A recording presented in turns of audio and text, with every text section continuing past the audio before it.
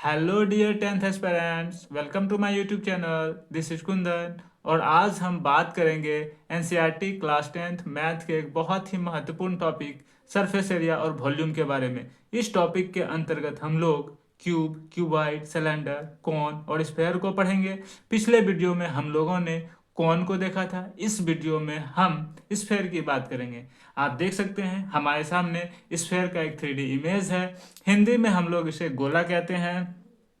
इसके पास अपना वॉल्यूम होता है, अपना सरफेस एरिया होता है। अगर हम बात करें जनरल लाइफ की तो क्रिकेट बॉल, टेनिस बॉल, आप गोला को जिम में भी देख सकते हैं और स्टोन भी गोले के रूप का होता है।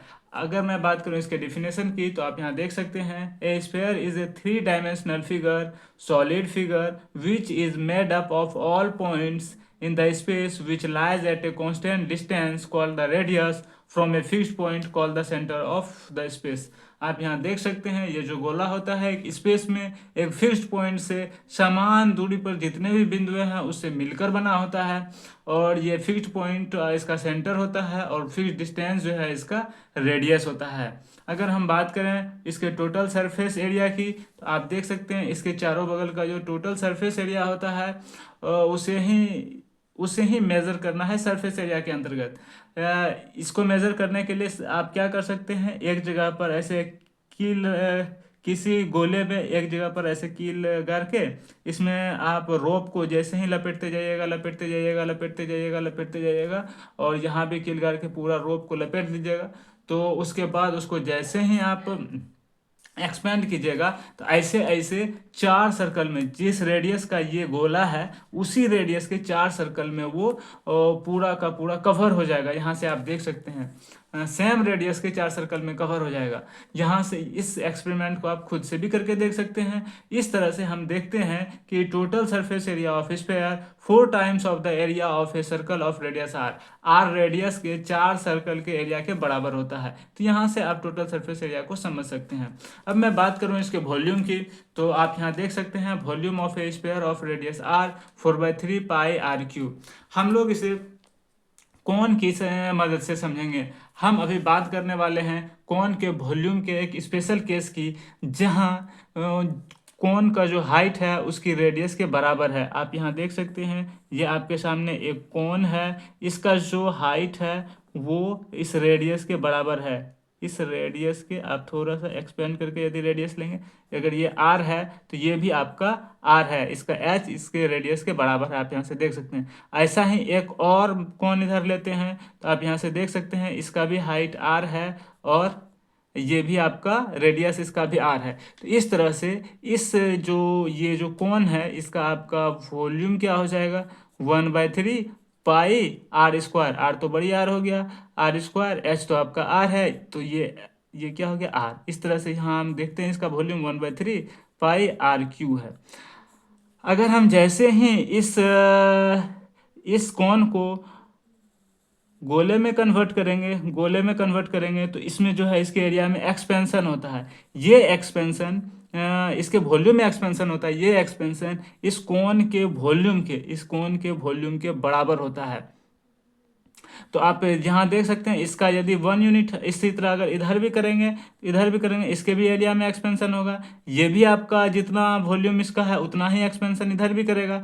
तो अगर ये 1 यूनिट है तो इधर भी आपका 1 यूनिट, इधर हाफ यूनिट हो जाएगा, इधर भी हाफ यूनिट हो जाएगा, इधर भी हाफ यूनिट हो जाएगा, इधर भी हाफ यूनिट हो जाएगा। इस तरह से हम देखते क्या है कि एक गोले का जो स्फेयर होता है 1 यूनिट 2 यूनिट हो गया, हाफ हाफ हाफ हाफ, इस तरह से सबको मिला के देखते हैं तो 4 यूनिट हो जाता है। अगर एक कोन का वॉल्यूम 1 यूनिट है तो इस पूरे स्फेयर का जो वॉल्यूम होगा 4 यूनिट होगा। इस तरह से स्फेयर का जो वॉल्यूम हो जाएगा 1/3 पाई आर क्यू इंटू 4 बराबर आ जाएगा आपका 4/3 पाई आर क्यू।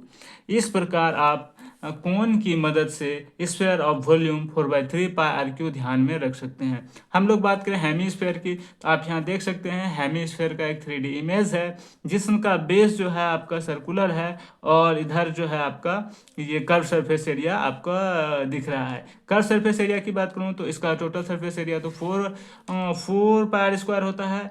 तो हेमिस्फेयर का कर्व सरफेस एरिया आपका इसमें जैसे ही 2 से भाग देंगे तो 2πr² हो जाएगा।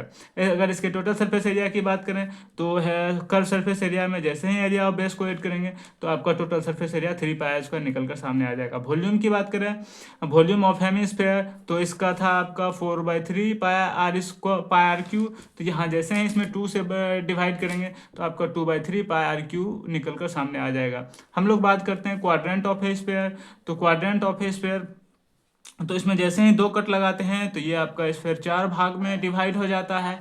यहाँ से आप देख सकते हैं इस पूरे गोले का जो टोटल सरफेस एरिया होगा आपका, आप देख सकते हैं तो बाहर वाला जो है टोटल सरफेस एरिया 4πr² है और अंदर में 2πr²। एक कट से बना, एक πr² इधर, एक πr² इधर। यहाँ दूसरा जैसे ही कट लगाएंगे एक πr² इधर बना, एक πr² इधर बनेगा, ये दोनों को ऐड करके। तो इस तरह से 4πr² पहले था, अब नया जो बना वो 4πr² नया बना। तो इस तरह से टोटल जो है 8πr² आपका इसका टोटल सरफेस एरिया हो जाएगा। इस तरह से यदि मैं एक क्वाड्रेंट की बात करूं तो यहाँ आप देख सकते हैं total surface area of A quadrant of a sphere, जैसे ही इसमें 4 से डिवाइड करेंगे 2πr²। आपका क्वाड्रेंट का जो टोटल सरफेस एरिया होता है वो आप ध्यान में रख सकते हैं। ये देखिए आपका ये टोटल 4πr² होता है तो ये आपका πr² हो जाएगा और ये एक आपका ये दोनों मिलके आपका एक πr² बनेगा। तो इस तरह से आपका टोटल 2πr² बनकर सामने आ रहा है। वॉल्यूम ऑफ क्वाड्रेंट की मैं बात करूं तो इसका टोटल वॉल्यूम जो होता है उसमें जैसे ही 4 से डिवाइड करेंगे 1/3πr³ निकल कर सामने आ जाएगा। अभी हम लोगों ने सबसे पहले स्फेयर को देखा, उसके बाद हेमिस्फेयर को देखा, उसके बाद क्वाड्रेंट ऑफ स्फेयर को देखा। आप मुझे कमेंट सेक्शन में जरूर बताएं कि आपको वीडियो कैसी लगी। अगर आपको वीडियो अच्छी लगी तब तो आपको बहुत अच्छे से पता है क्या करना है। जल्दी से कर दीजिए चैनल को सब्सक्राइब, बेल आइकन को कीजिए प्रेस, सो दैट जैसे ही मैं कोई वीडियो अपलोड करूं सबसे पहले नोटिफिकेशन आपके पास पहुंचे। आज के लिए इतना ही, मिलते हैं नेक्स्ट वीडियो में। So that's it guys, see you soon.